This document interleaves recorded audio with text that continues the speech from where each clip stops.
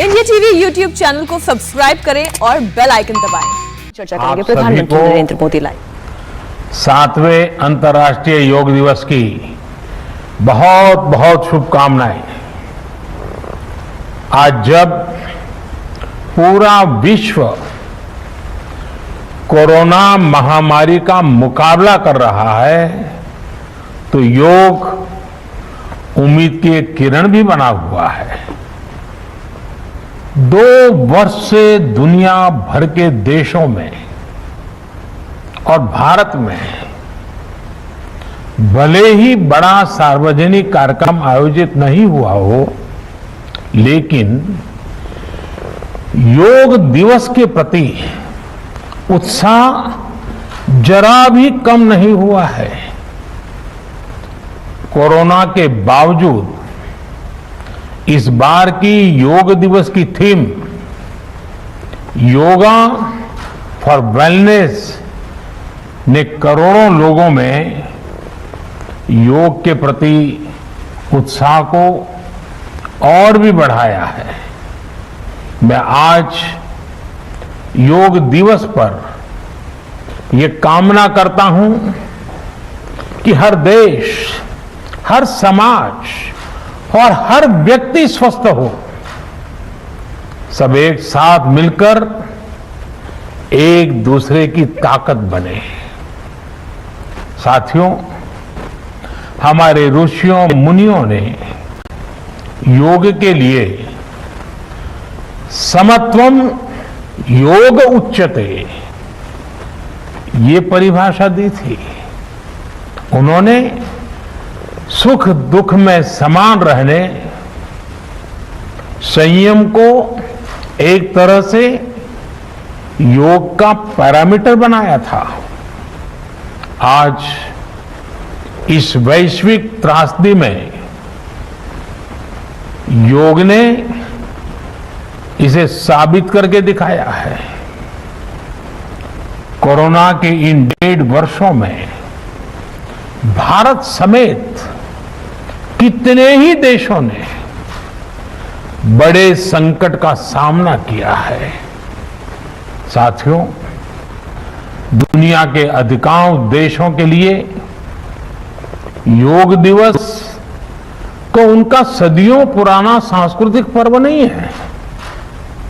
इस मुश्किल समय में, इतनी परेशानी में लोग इसे आसानी से भूल सकते थे, इसकी उपेक्षा कर सकते थे, लेकिन इसके विपरीत लोगों में योग का उत्साह और बढ़ा है, योग से प्रेम बढ़ा है। पिछले 1.5 सालों में दुनिया के कोने कोने में लाखों नए योग साधक बने हैं। योग का जो पहला पर्याय संयम और अनुशासन को कहा गया है, सब उसे अपने जीवन में उतारने का प्रयास भी कर रहे हैं। साथियों, जब कोरोना के अदृश्य वायरस से और इस अदृश्य वायरस ने दुनिया में जब दस्तक दी थी, तब कोई भी देश साधनों से, सामर्थ्य से और मानसिक अवस्था से इसके लिए तैयार नहीं था। हम सभी ने देखा है कि ऐसे कठिन समय में योग आत्मबल का एक बड़ा माध्यम बना। योग ने लोगों में ये भरोसा बढ़ाया कि हम इस बीमारी से लड़ सकते हैं।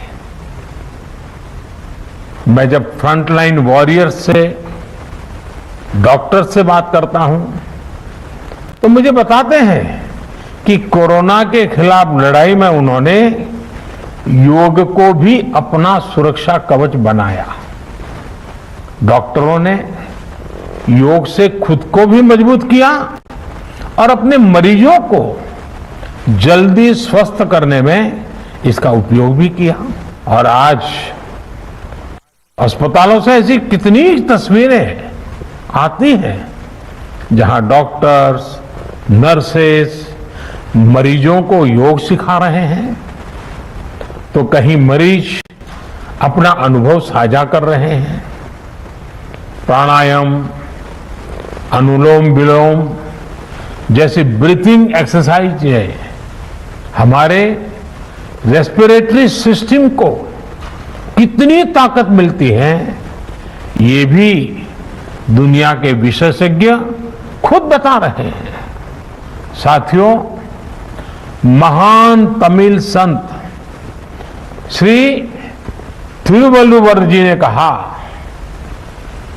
नोई नाडी नोई मुद्दल नाडी हदु तनिकुम वायनाड़ी वाय पच्चयल।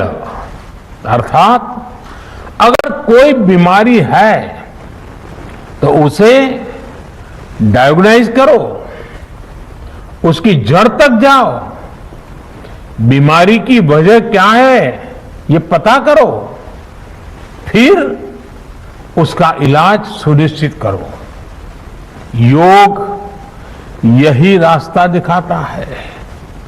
आज मेडिकल साइंस भी उपचार के साथ साथ हीलिंग पर भी उतना ही बल देता है और योग हीलिंग प्रोसेस में उपकारक है। मुझे संतोष है कि आज योग के इस पहलू पर दुनिया भर में के विशेषज्ञ अनेक प्रकार के साइंटिफिक रिसर्च भी कर रहे हैं, उस पर काम कर रहे हैं। साथियों, कोरोना काल में योग से हमारे शरीर को होने वाले फायदों पर, हमारी इम्यूनिटी पर पड़ने वाले सकारात्मक प्रभावों पर कई स्टडीज हो रही है। आजकल हम देखते हैं कई स्कूलों में ऑनलाइन क्लासेस की शुरुआत में 10-15 मिनट बच्चों को योग प्राणायाम कराया जा रहा है। ये कोरोना से मुकाबले के लिए भी बच्चों की शारीरिक रूप में तैयारी कर रहा है। साथियों, भारत के ऋषियों ने हमें सिखाया है, व्यायामात लभते स्वास्थ्यम दीर्घ आयुषम बलम सुखम आरोग्यम परमं भाग्यम स्वास्थ्यम सर्वार्थ साधनम। अर्थात योग व्यायाम से हमें अच्छा स्वास्थ्य मिलता है, सामर्थ्य मिलता है और लंबा सुखी जीवन मिलता है। हमारे लिए स्वास्थ्य ही सबसे बड़ा भाग्य है और अच्छा स्वास्थ्य ही सभी सफलताओं का माध्यम है। भारत के ऋषियों ने, भारत ने जब भी स्वास्थ्य की बात की है तो इसका मतलब केवल शारीरिक स्वास्थ्य नहीं रहा है।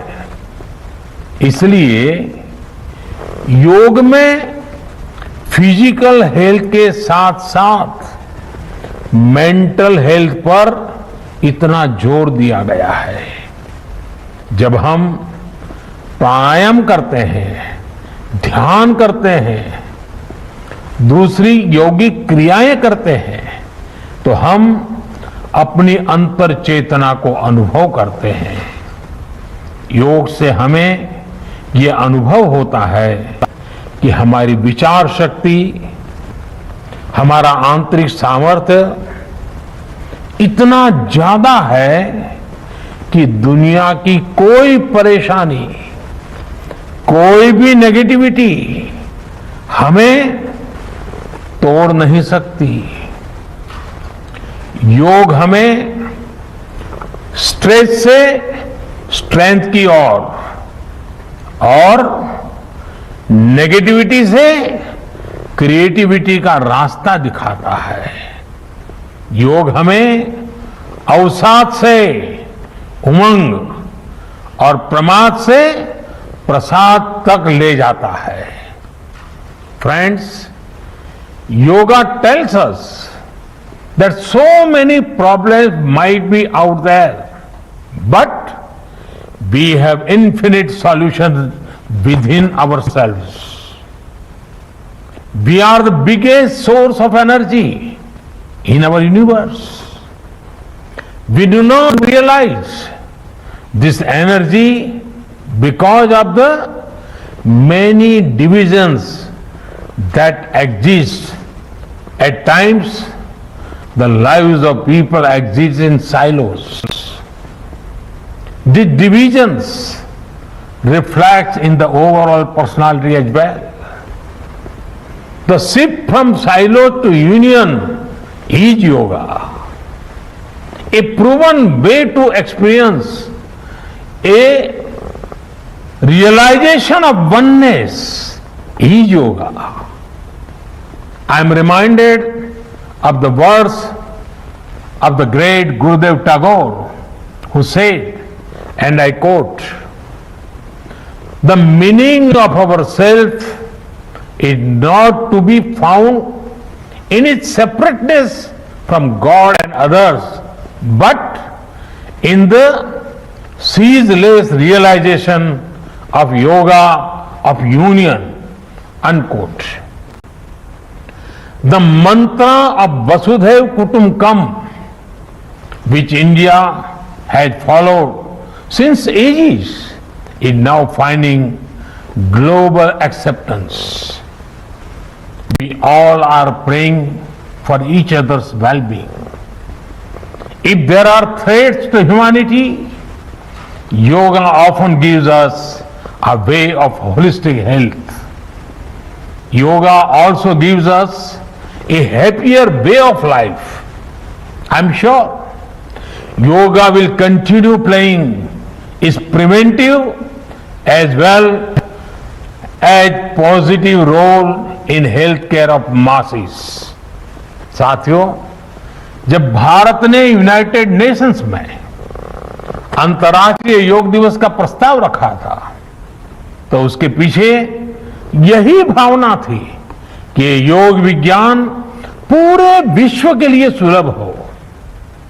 आज इस दिशा में भारत ने यूनाइटेड नेशंस WHO के साथ मिलकर एक और महत्वपूर्ण कदम उठाया है।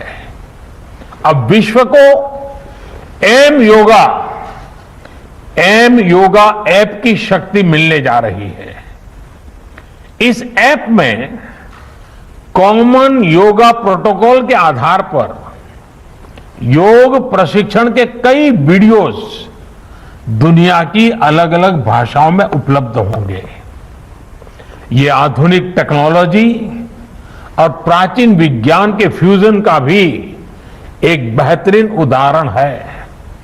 मुझे पूरा विश्वास है एम योगा ऐप योग का विस्तार दुनिया भर में करने और वन वर्ल्ड वन हेल्थ के प्रयासों को सफल बनाने में बड़ी भूमिका निभाएगा। साथियों, गीता में कहा गया है, तम विद्या दुख संयोग वियोगम योग संगीतम, अर्थात दुखों से वियोग को, मुक्ति को ही योग कहते हैं। सबको साथ लेकर चलने वाली मानवता की ये योग यात्रा हमें ऐसे ही अनवरत आगे बढ़ानी है। चाहे कोई भी स्थान हो, कोई भी परिस्थिति हो, कोई भी आयु हो, हर एक के लिए योग के पास कोई न कोई समाधान जरूर है। आज विश्व में योग के प्रति जिज्ञासा रखने वालों की संख्या बहुत बढ़ रही है। देश विदेश में योग प्रतिष्ठानों की संख्या में भी वृद्धि हो रही है। ऐसे में योग का जो मूलभूत तत्व ज्ञान है, मूलभूत सिद्धांत है, उसको कायम रखते हुए योग जन जन तक पहुंचे, अविरत पहुंचे, निरंतर पहुंचे, ये कार्य आवश्यक है। और ये कार्य योग से जुड़े लोगों को, योग के आचार्यों को, योग के प्रचारकों को साथ मिलकर करना चाहिए। हमें खुद भी योग का संकल्प लेना है और अपनों को भी इस संकल्प से जोड़ना है। योग से सहयोग तक का ये मंत्र हमें एक नए भविष्य का मार्ग दिखाएगा, मानवता को सशक्त करेगा। इन्हीं शुभकामनाओं के साथ आज अंतर्राष्ट्रीय योग दिवस पर पूरी मानव जात को, आप सभी को बहुत बहुत शुभकामनाएं, बहुत बहुत धन्यवाद। नमस्ते, मैं हूं मीनाक्षी जोशी। वीडियो और खबरों से अपडेट रहने के लिए India TV YouTube channel subscribe करें, बेल आइकन दबाना ना भूलें। जुड़े रहें इंडिया टीवी के साथ।